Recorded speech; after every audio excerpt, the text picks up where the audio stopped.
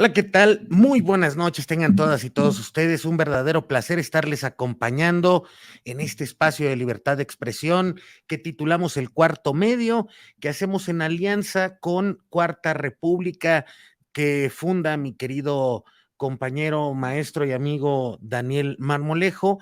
Y hoy tenemos un programazo dedicado al periodismo de investigación, al periodismo serio, a ese periodismo que de verdad informa a la gente. Y pues vamos sin más rodeos. Antes, pues mi nombre es Israel Quiñones para quien nos conoce y para quienes no, y ayúdenme a compartir porque esta noche tenemos a un maestrazo del periodismo. Él es el maestro Alejandro Almazán, a quien le agradecemos mucho que en domingo a las 9 de la noche nos acompañe, y muchas gracias, maestro Alejandro. Muy buenas No, al noches. contrario, no, al contrario, buenas noches, ¿cómo estás, Israel? Y bueno, pues también allá al público que nos va a ver, nos está viendo. Al contrario, mi querido maestro, y pues presentarte rápidamente porque tienes, digo, no voy a poner todo el currículum porque es muy extenso y eso es verdaderamente genial. Debo de compartirle aquí al público que todos los miércoles estás en el canal de Rompeviento TV, en una mesa de periodistas, junto con el maestro, a quien le mandamos un abrazo, Ernesto Ledesma. Eres originario de la Ciudad de México de 1971, egresado de la UNAM. También ganaste el premio Gabriel García Márquez en la categoría de texto en el 2013. Has sido ganador 3 veces del Premio Nacional de Periodismo. Has escrito varias novelas, 7 libros y crónicas o reportajes. Y tu último libro es el de Jefas y Jefes, las crisis políticas que forjaron la Ciudad de México, de Editorial Grijalbo 2023. Un texto que está entre los más leídos en este año.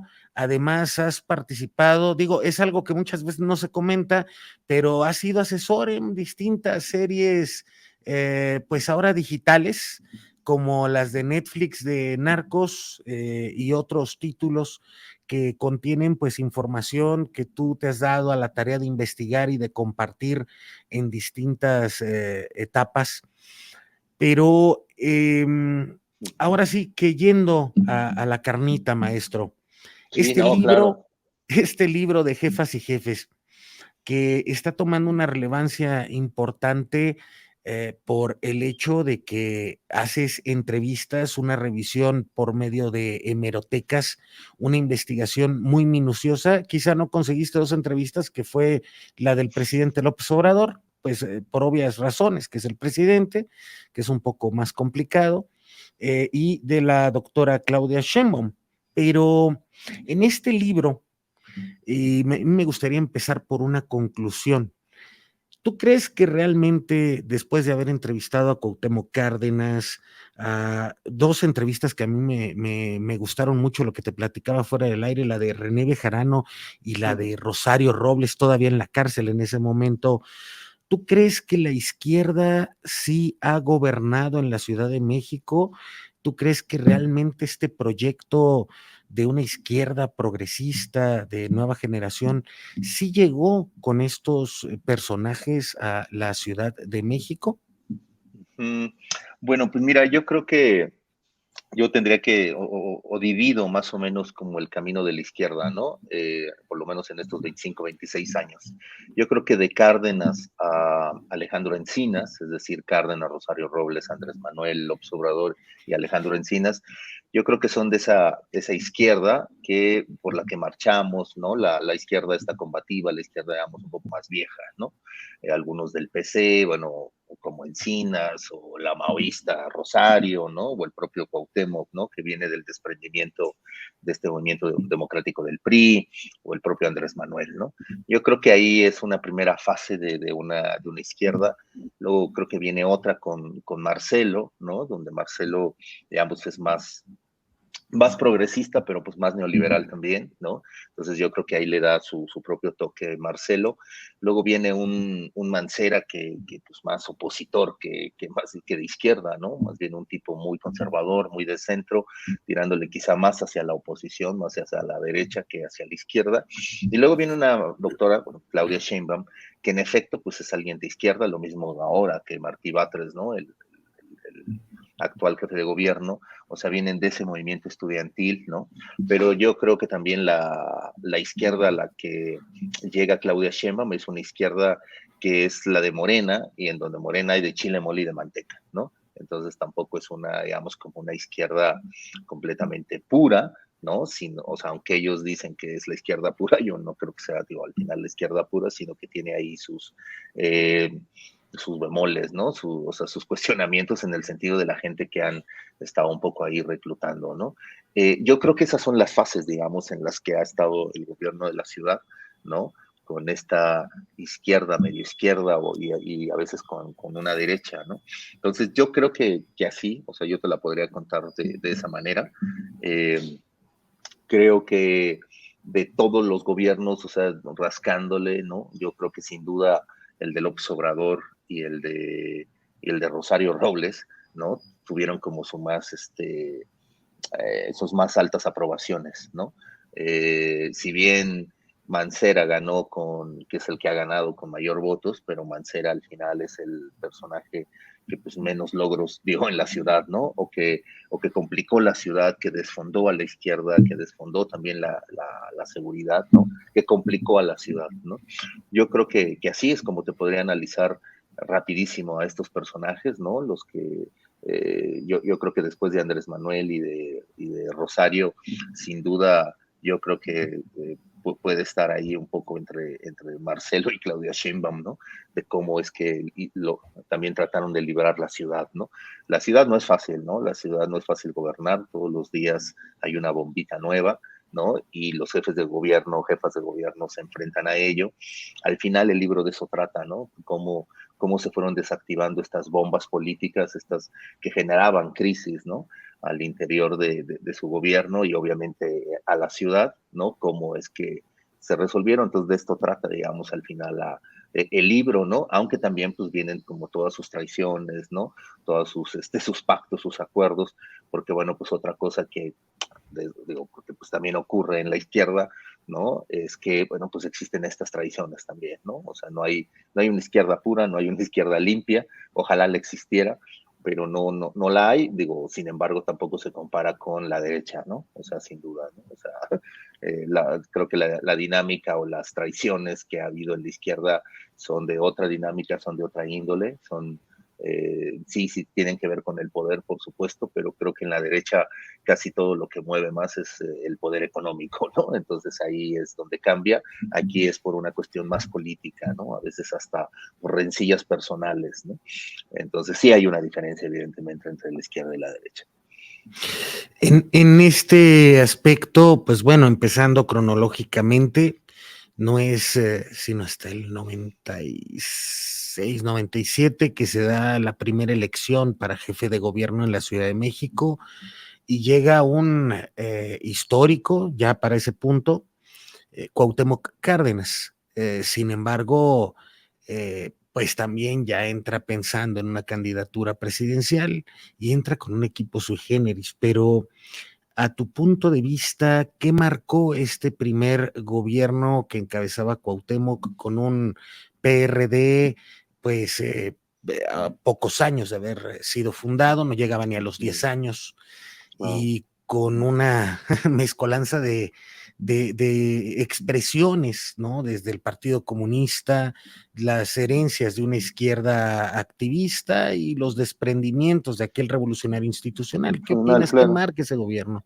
Mira, yo creo que a Cuauhtémoc, o sea, primero lo marca la esperanza, ¿no? O sea, es decir, es el primer jefe de gobierno que elegimos, ¿no? Los chilangos, es ese quiebre por fin en la ciudad, de decir, sacamos al PRI, ¿no? Y ahora tenemos a una izquierda representada en ese momento por Cuauhtémoc Cárdenas.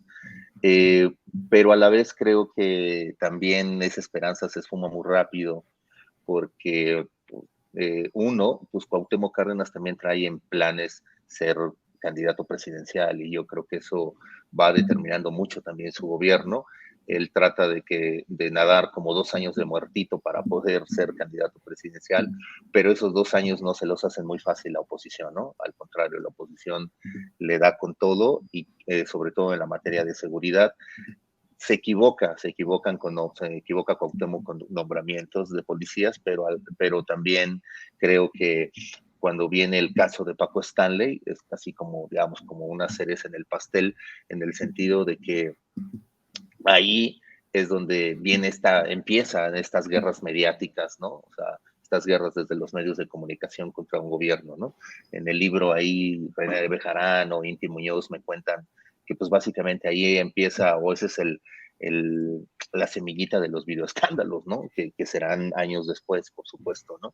Pero yo creo que Cuauhtémoc, a eso le pasa, ¿no? Eh, entre su objetivo de ser candidato presidencial y los golpes que recibe de parte, digamos, de los poderes fácticos, ¿no? Y Cuauhtémoc, digamos, que queda un poco marcado por eso, ¿no? Aunque yo creo que Cuauhtémoc al final sí hace toda una estructura, una reingeniería del gobierno, ¿no? De la ciudad, pero esa reingeniería pues, no se ve, no se nota, ¿no? No es un segundo piso, no es un trolebús, no es una línea de trolebús, sino es como toda una reingeniería de cómo empezar a gobernar la Ciudad de México. Creo que ahí se lleva muchísimo tiempo el gobierno de Cuauhtémoc, pero repito, eso no luce y eso pues, termina no viéndose, ¿no? O sea, lo que se ve básicamente es que no se puede contra la inseguridad y que Cuauhtémoc pues quiere ser candidato presidencial, ¿no? Si eso lo traslado, digamos, a Rosario Robles, yo creo que la gran virtud de Rosario es que fue una jefa de gobierno mediática, ¿no? Por supuesto, pero también su contradicción es que, bueno, pues empieza a haber también desvíos de dinero. Ella en el libro, yo la entrevisto, como bien dices, todavía estaba ella en la cárcel, cuando yo la entrevisto, ella me dice que sí, de alguna manera se cometen esos actos de corrupción, pero era un poco para ayudar a Cuauhtémoc Cárdenas y a López Obrador, ¿no? Que no les beneficiaban un poco las encuestas en ese momento. Cuauhtémoc iba para presidente, López Obrador iba para jefe de gobierno, entonces, bueno, en ese momento no, digamos, que esa es como la contradicción que tiene Rosario, ¿no? Una jefa de gobierno muy mediático, pero a la vez también este hoyo de la corrupción que empieza a ver en su gobierno, ¿no? Luego viene Andrés Manuel, yo creo que en el periodo de López Obrador hay dos hechos que el propio presidente lo ha dicho, que marcaron su sexenio, que fueron los videoescándalos y el desafuero, ¿no? O sea, los videoescándalos por un lado, porque bueno, pues intentan pegarle desde sus colaboradores, recibiendo dinero del empresario Carlos Ahumada, ¿no? Pareja en ese momento ya de Rosario Robles, ¿no? Y el otro, el desafuero, pues cuando deciden que le van a quitar o que echan a Andrés Manuel de jefe de gobierno por un predio que tiene que ver con una carretera para un hospital, etc., ¿no? El famoso predio del Encino. Y bueno, pues esto empieza, digamos que para López Obrador, yo creo que ahí en ese momento López Obrador sin duda es la víctima de la oposición. Hoy está en otra postura, ¿no? Y es el presidente, ¿no? Y tiene un poco, o tiene poder, ¿no? En su parcela de poder, pero en ese momento López Obrador prácticamente no tenía tanto poder. Ser jefe de gobierno te da mucho poder, pero cuando tienes al gobierno federal en tu contra, pues es casi nada, ¿no? Y creo que ahí López Obrador, digamos que hace toda esta narrativa épica. A eso agrégale que él pone los programas sociales, entonces pues, parece que su jefatura de gobierno pues, sale como casi intachable, ¿no? Por supuesto que hay cosas que hay que criticarle, ¿no? Como jefe de gobierno, pero siento que fueron las mínimas. Luego viene un Alejandro Encinas que medio administra, ¿no? Administra lo que le queda de la jefatura, pero le toca algo muy pesado, que es el plantón de reforma, ¿no? Ahí en el Zócalo, prácticamente tiene que él estar ahí, porque, bueno, pues le están bloqueando la ciudad, entonces él está, digamos, contra la espada y la pared. Alejandro Encinas me cuenta una historia en la que el 13 de septiembre de 2006 llaman por teléfono a las 2 de la mañana, le llama el entonces jefe de la policía, Joel Ortega, para decirle que la gente del Estado Mayor está por cruzar hacia la Plaza del Zócalo, y eso va a terminar mal, porque en la Plaza del Zócalo está todo el plantón obradorista en contra del fraude electoral de Felipe Calderón. Entonces, si la gente del Estado Mayor logra cruzar hacia el Zócalo, van a empezar los golpes, van a empezar los balazos y va a empezar el estallido social y nadie lo va a parar. Así que, bueno, mandan a un camión de granaderos, este camión de granaderos, pues porque los fierros se combaten con fierros, y al final no pasa nada, interviene el secretario de la Defensa, interviene el presidente Fox, el secretario de Gobernación, que entonces era Carlos Abascal, y aquel episodio, para no spoilar tanto al auditorio, aquel episodio termina cuando Alejandro Encinas da el grito el 15 de septiembre junto con Carlos Abascal, y Fox se va hasta Guanajuato para allá dar el grito, ¿no? Interesante, ¿no? O sea, lo que ocurre. Y luego viene un Marcelo, en donde, bueno, yo creo que Marcelo sí trae ese progresismo, trae lo del aborto, trae lo de, o sea, donde el derecho a decidir de las mujeres, ¿no? En su cuerpo, lo de las sociedades de convivencia. Siento que todos esos, digamos, grandes golpes políticos que da Marcelo, finalmente le caen a él. O sea, no es que él los busque, o sea, para empezar, él no los busca, sino más bien que le caen.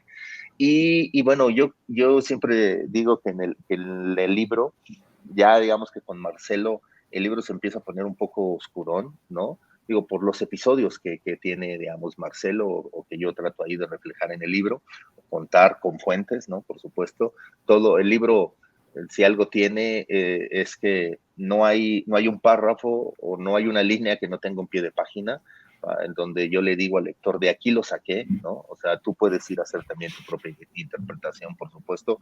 Yo la hago desde el espejo, desde los ojos de la izquierda, ¿no? Pero también tú lo puedes ver desde otros ojos, ¿no? Sí, Y son bueno, como 50 páginas de pies de página. exacto, ¿no? Sí, sí, sí, ¿no? Y bueno, viene Marcelo, yo creo que el caso de los ambulantes, de cómo logró sacarlos es un caso que me llama la atención, porque pues termina sacándolos ahora sí que a punta de averiguaciones previas y amenazas. Estaba el caso, él no era jefe de gobierno, él era jefe de policía, cuando fue el linchamiento de los 3 policías federales en Tláhuac. Viene ese caso, viene qué estaba haciendo Marcelo ese día, en ese momento, cuando viene el linchamiento, y bueno, viene lo de la línea 12, ¿no? Que al final la línea 12 traspasa, o sea, es algo transeccional. Yo he estado hablando con un abogado de 15 víctimas que no han firmado el daño reparatorio, es un abogado que se llama Teófilo Benítez, y lo que según él dice es que en la línea 12 el problema viene de origen, pero él sí cree, después de tanto peritaje y de todos los estudios que se hicieron, él sí cree que si se hubiera dado mantenimiento, la línea 12 no, al final no se cae, ¿no? Y eso, bueno, pues le da responsabilidad tanto a Mancera como a la doctora Sheinbaum, ¿no? Digamos que el caso de la línea 12 sí es muy complicado, Ujú. digo, porque además entre todos ellos se avientan la culpa, ¿no? O sea, si tú le preguntas a la doctora Sheinbaum sobre la línea 12, ella te dice, no, pues yo no la construí, ¿no? Si le preguntas a los que la construyeron, te dicen, no, pues yo ya la entregué bien y no le dieron mantenimiento. Entonces se avientan la bolita ahí mutuamente, y yo creo que al final la responsabilidad es de los 3. Alguno tiene más responsabilidad que otros, por supuesto, pero eso a mí no me toca, ¿no? Eso es parte de la justicia, y eso lo hará la propia fiscalía. Bueno, Yo el que sale mejor simplemente, librado es Slim, ¿no? sí, sí, parece, ¿no? Sí, claro, pues mira, al final, pues librado y no, porque si te acuerdas cuando vino eso de lo del metro, sus acciones cayeron mucho. Sí, Después fue a hablar con el presidente López Obrador, y bueno, de ahí salió el acuerdo en donde él se iba a hacer cargo, ¿no? De la reconstrucción de la línea 12 sin pagar un peso, ¿no? Sin que el gobierno sí. pagara un peso. Pero bueno, pues obviamente yo creo que Slim también lo hacía por una cuestión de tratar de rescatar sus empresas, ¿no? Que en ese Ujú. momento estaban cayendo en las bolsas de valores, ¿no? Que sí le estaba dando un duro golpe por la caída del metro, ¿no? Entonces, yo creo que, eh, digo, al final yo he hablado, digo, independientemente de este libro, he hablado con las víctimas de Línea 12, y bueno, pues también ellos tienen a sus propios culpables, ¿no? O sea, que Claro. también van desde Marcelo hasta Carso, pasando por Florencia Serranía, Miguel Ángel Mancera, ¿no? La propia Claudia Sheinbaum, o sea, tienen ahí a sus culpables, ¿no? Pero bueno, pues son las víctimas y esa es la opinión de las víctimas, ¿no? Claro. Bueno, pues viene Mancera, ¿no? Mancera terrible, como te decía, desfondando la Ciudad de México, mucha inseguridad, vinieron las ejecuciones, las desapariciones, el cártel de Tepito, o sea, todo mal al final con Mancera, ¿no? Y bueno, Ujú. el cártel inmobiliario, ¿no? O sea, el cártel inmobiliario, ese es otro, digamos que es como el gran tema, yo creo que se desarrolla con Mancera, porque también ahí ya el PRD termina corrompiéndose, ¿no?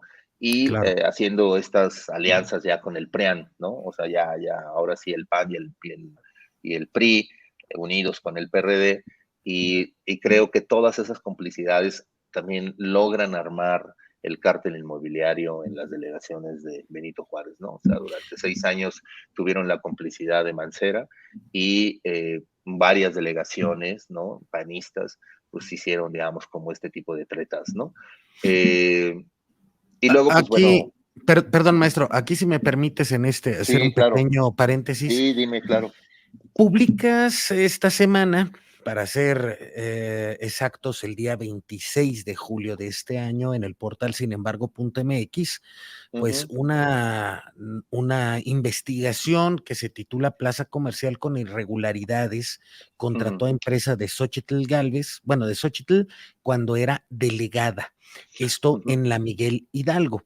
Y ahorita mencionas el cártel inmobiliario, y si me permites, para entrar en este contexto rapidísimo, pues darle un poco de amplitud, porque efectivamente con Mancera, que me parece un terrible gobernante, esto es opinión particular mía, donde entran personajes que se han olvidado un poco como Salomón Chertorivsky y los panistas encargados de la Benito Juárez para hacer esta burbuja inmobiliaria en la Ciudad de México y que los precios aumentan desmesuradamente al punto que la población de la Ciudad de México es muy complicado que vivan alcaldías como la Cuauhtémoc, la Miguel Hidalgo, ya no digamos la Benito Juárez, ya para el sur de la ciudad, ¿no? ujú, ujú, Eh, ujú, pero en este sentido, una semana, semana y media antes de que publiques em, esta investigación en el portal Sin embargo, que dirige Alejandro Páez Varela, eh, sale que Víctor Romo, exalcalde de Miguel Hidalgo, va a denunciar este tipo de situaciones con la exdelegada Xóchitl Gálvez, pero también don Víctor Romo tiene ahí sus que veres sí, claro. con las inmobiliarias. Pero yéndonos directo a este punto, o sea, básicamente lo que publicas es que la Plaza Alteza de Daniel Romano Atri, pues Ujú, incumple un montón de situaciones, niveles ujú, de la ujú, altura de la plaza, el espacio que ocupa, pero a cambio de que básicamente fue este asunto con la delegada, porque se habla mucho de que en la Benito Juárez eran departamentos con Christian Monreric a cambio de permisos para aumentar el tamaño de las torres. Lo que también, por ejemplo, hay una construcción que le tocó a Xochitl ahí en la avenida México-Tacuba, a la altura de Circuito Interior, que mencionaba a Víctor Romo, pero en este caso en específico, ¿qué pudiste encontrar? ¿Qué es ujú. lo que más dices, híjole, qué cosas No, están mira, te haciendo cuento bien? rápido. Yo creo que es una empresa una constructora, una inmobiliaria que dice voy a construir una plaza, que al final dice que va a ser bueno, primero dice que es de 3 pisos y tantos metros cuadrados, etc. Al final, eso todo lo hacen en efecto cuando Xochitl, ya ganó Xochitl como delegada, todavía no es delegada, pero ya ganó cuando se empieza a hacer este permiso.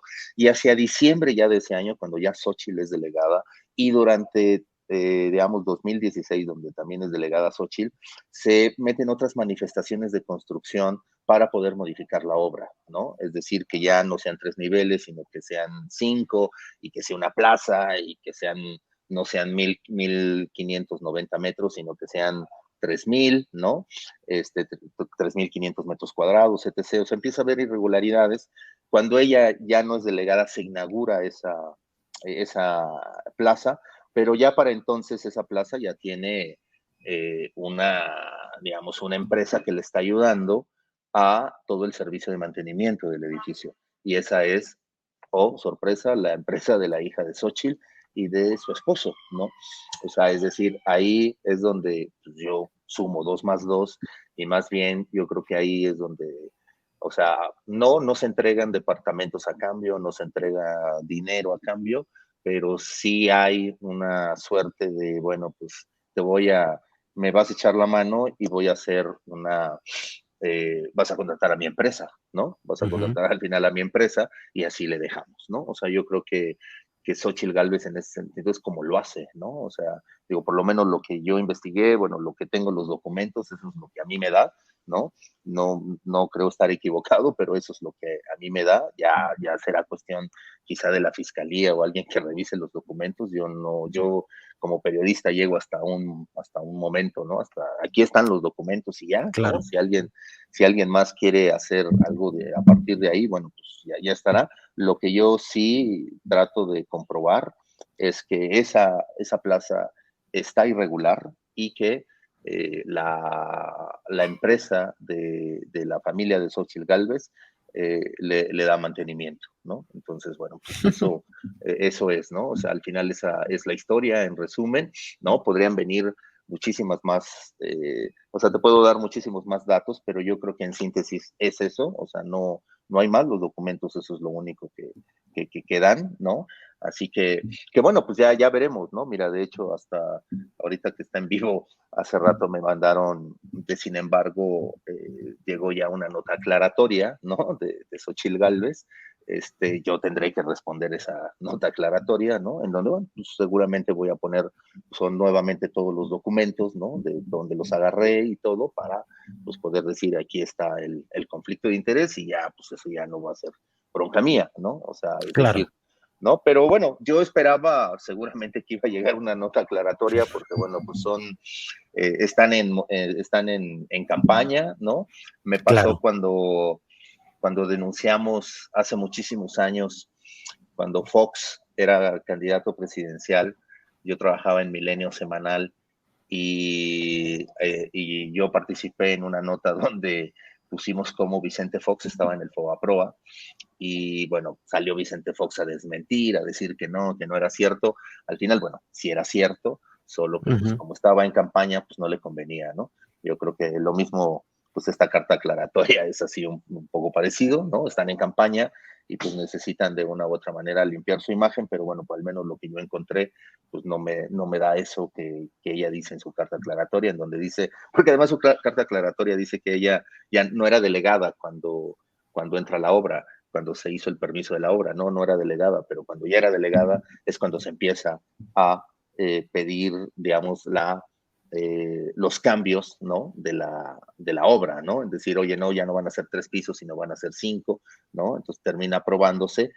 O sea, para la delegación, esa es una construcción irregular. O sea, tengo el documento en donde la delegación dice que es o sea, no te puedo dar el permiso de la terminación de obra porque es irregular. Y ahí es donde, bueno, al final digo, bueno, sigue siendo una construcción irregular y sin embargo la empresa de Xochitl está dando servicio, ¿no? Y la delegación Miguel Hidalgo actual no ha ido a clausurar esa plaza, pese a que su permiso de terminación está rechazado. Claro. Y en este aspecto, volviendo a jefas y Y jefes, sí, claro. las crisis políticas en la Ciudad de México de Editorial Grijalvo, pues Te viene iba uno de con, los, perdón, dime. Ajá, te iba a comentar de Claudia Sheinbaum, ¿no? Ya Ah, íbamos a ir un perdón. poco con Claudia Sheinbaum. No, bien, bien. O sea, nada más para retomar, digamos, eso, para no dejar ahí completo No, ahí con tu. porque yo te quería preguntar, todavía te Ujú. tenía a este señor No, no, a Mancera. Miguel Bueno, Ángel cuéntame. Mancera, no, no, no. Sí, no, Él, cuéntame. él, él me parece que es un personaje que también trata como de ser intimidante en aquellos años, ¿no? Contigo, que en algún momento creo que editabas una revista del gobierno de la Ciudad de México, si no mal Ujú, ujú. recuerdo, Sí, sí, sí. pero no solamente contigo, sino que es un policía que llega a ser, digamos, ejecutivo de la Ciudad de México, ¿no? Un Ujú. policía medio fachito, si me permites el término, no medio, fachito y medio, más Machín, bien. sí, claro. Eh, Sí, más bien.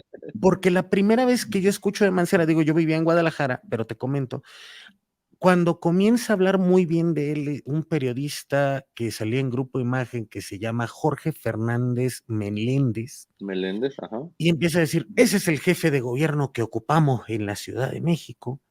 Yo dije, ah, caray, como que no me charcha, ¿no? Saltar de una onda medio progre de Marcelo que venía de impulsar el matrimonio igualitario, políticas como la igualdad, el tema de que las mujeres pudieran decidir por su cuerpo, pero de pronto saltar a un personaje como Mancera, que Mm, traiciona o no traiciona Mancera a Marcelo Ebrard al momento de llegar ujú. al No, poder sí, en la pues Ciudad de obvio, lo México. traiciona, ¿no? Lo traiciona, o sea, de hecho, tanto que pues lo quiere meter a la cárcel, ¿no? O sea, trata de que Peña Nieto, lo ha contado ya Marcelo en algunas entrevistas, eh, por alguna razón Peña Nieto terminó convencido de que Marcelo había filtrado los documentos de la Casa Blanca, de este reportaje de la Casa Blanca del constructor este de IGA y Peña Nieto y esta relación. Yo por lo menos lo que sé de los reporteros y que lo han explicado y todo, o sea, la verdad es que no, o sea, ese es un trabajo reporteril que no tiene nada que ver con ninguna filtración, ¿no? Sino Ujú, más bien esta cuestión reporteril, pero a Peña Nieto se le quedó esta idea de que era una filtración y que esa filtración la había dado Marcelo Ebrard y se dedicó a perseguir a Marcelo Ebrard durante, o sea, un buen año hasta que Marcelo Ebrard se tiene que ir a París, ¿no? Se tiene que ir exiliado porque si se queda aquí, o sea, sí lo van a meter a la cárcel, ¿no? Entonces, claro. ese es, digamos, como uno de, o sea, sí hay, evidentemente sí hay una división, sí hubo un rompimiento, no solamente con Marcelo, sino también con López Obrador. Entonces, Mancera se queda solo, ¿no?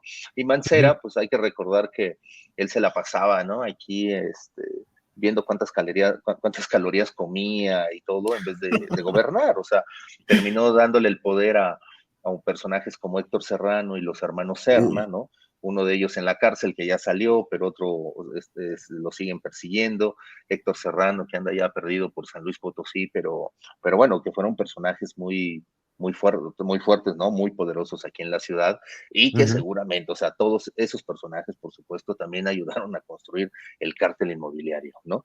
O sea, y en donde todos salían beneficiados, no solamente los panistas, sino pues evidentemente también los periodistas, ¿no? Y Claudia Sheinbaum, ¿tú crees, una vez analizando el trabajo que realizó como jefa de gobierno, tú crees que sea realmente la candidata ideal del Movimiento de Regeneración Nacional? Pues mira, yo creo que es la que más, digamos, se acerca, ¿no? A lo que se ha construido, ¿no? Del movimiento, ¿no? De Morena, digamos, ¿no? Entonces es la que más se acerca, la que quizá está en este momento también mucho más cerca que el Obrador, ¿no? Entonces, no, yo creo que al final, digo, Claudia Sheinbaum me parece que reúne más puntos, digamos, para ser la asesora del presidente. Yo creo también personalmente que Marcelo es mucho mejor político que Claudia, pero Ujú, creo que el problema de Marcelo es que pues él sí le abre la puerta a todo, ¿no? Así es como el amigo de todos los niños, ¿no? Digo, ojalá que Claudia Sheinbaum no caiga tampoco en ese error, digo, ya le está abriendo ahí la puerta a algunos panistas ahí medio extraños, ¿no? Pero bueno, ojalá que no, ojalá que les cierre, porque creo que no, bueno, a lo mejor en sus cálculos ella cree que los necesita, está bien, digo, ella sabe sus números, pero hacia acá, hacia adentro, bueno, hacia afuera más bien del movimiento o hacia alguien que simpatiza con ella, pues sí se pone un poco como pensando, bueno, y estos ujú. personajes que están haciendo aquí, ¿no? Yo creo que intentó hacer, o sea, rescatar la ciudad de como la había dejado Mancera. Yo creo que en unos digamos, rubros lo hace muy bien, o sea, la educación, ahí trató de hacer algo con los pilares, etc. Pero pues también por el otro lado pues tiene huecos, ¿no? Como todos, ¿no? A mí me parece que, Claro. por ejemplo, el tema del feminismo es el que el que ahí que le hace un poco de agua, ¿no? En la pandemia pues trató ahí de sortearla como pudo, pero y el metro, ¿no? Sin duda el metro también es otro tema que se le va desfondando, desfondando, desfondando. No, sí, es que hubo un momento en el que Florencia Serranía casi aplica la de Fox y yo, ¿por qué? O sea, fue Sí, terrible, pero, sí. híjole. Tengo que conectar mi computadora porque si no se va Okey, okey, a sí, no, no, apagar. no te Dame preocupes, un déjame minuto. sí, perfecto, maestro, no te preocupes.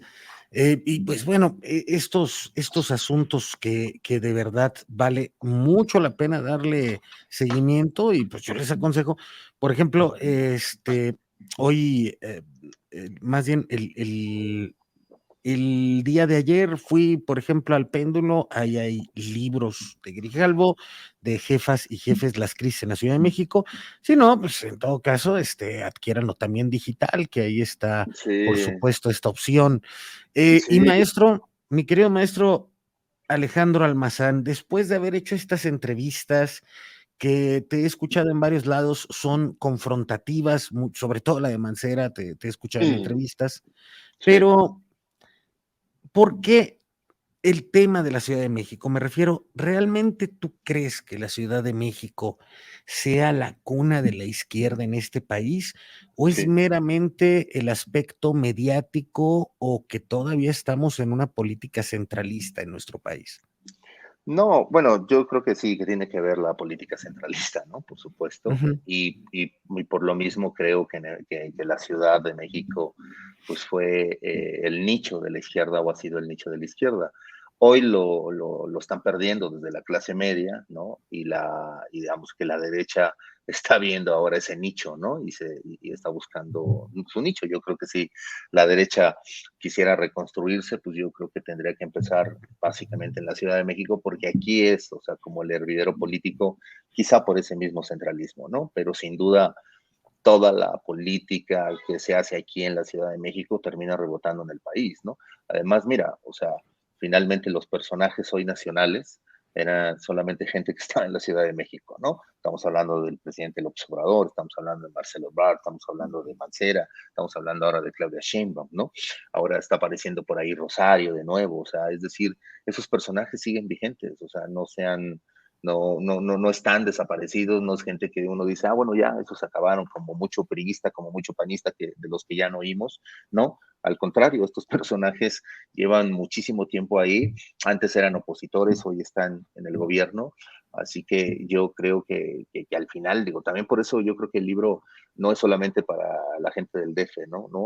Es un libro para todo mexicano, para entender, ¿no? Cómo la política de esta izquierda, bueno, pues está ahora aquí, ¿no? O sea, yo creo que para entender cómo es que llegamos a este momento, el libro de Jefas y Jefes ayuda muchísimo para entenderlo, ¿no? Y ahora, para ir cerrando, maestro, y no sin antes agradecerte inmensamente que nos acompañes en este humilde espacio. No, al em, contrario. Puedes decir que te encuentran todos los miércoles en Rompeviento, que te sigan en Twitter en el Alex Almazán, Ujú. em, jugándole al oráculo. Y ya con este conocimiento que tienes, pues de este esquema que representa este libro de Editorial Grijalvo, que tiene tu firma, em, ¿a quién ves realmente para ocupar este espacio del viejo ayuntamiento de la Ciudad de México? Me refiero sobre todo porque quizá la candidata más visible de la derecha era Xóchitl, que ahora se va por la presidenciable, que honestamente yo no le veo mucha capacidad, pero sí de que a lo mejor llenen escaños, ¿no? Tanto en Ujú. senadores como en Claro, diputados. claro, claro, claro. Em, pero aquí en la Ciudad de México, por ejemplo, para comenzar, ¿tú crees esa teoría de que la carta oculta del presidente López Obrador del Movimiento de Regeneración Nacional sea Lázaro Cárdenas Batlle? No, no, no, no, no, yo creo que para la Ciudad de México o es Clara Brugada o es Rosa Isela Rodríguez, ¿no? Yo creo que son los perfiles más fuertes que hay, que tiene Morena para la ciudad.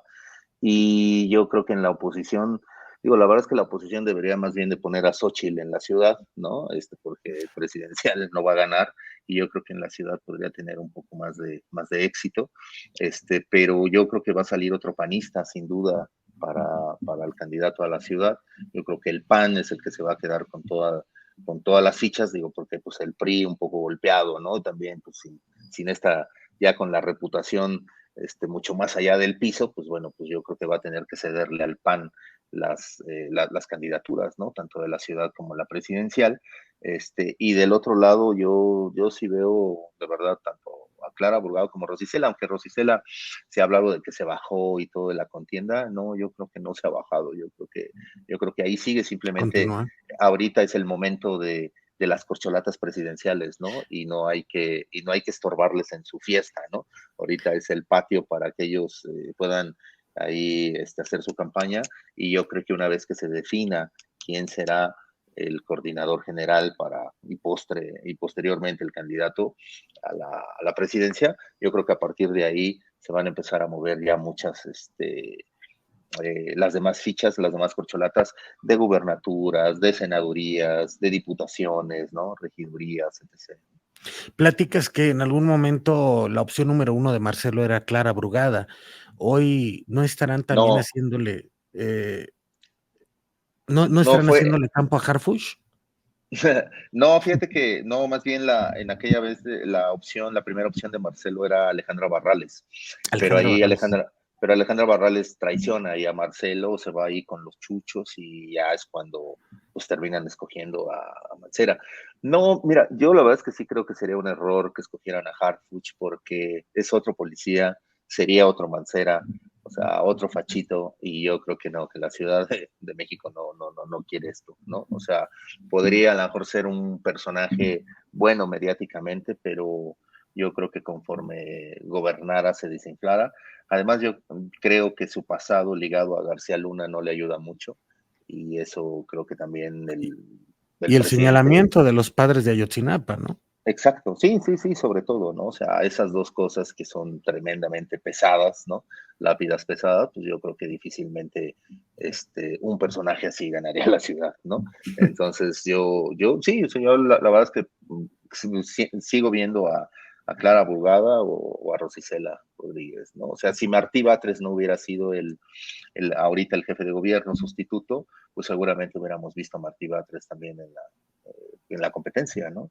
Porque bueno, pues siempre la ha querido, ahora ya se le cumplió como jefe sustituto, y bueno, pues, pero pues ya, ni hablar, se le acabó la oportunidad a Martí de 6 años, ahora tendrá solamente un año y cachito.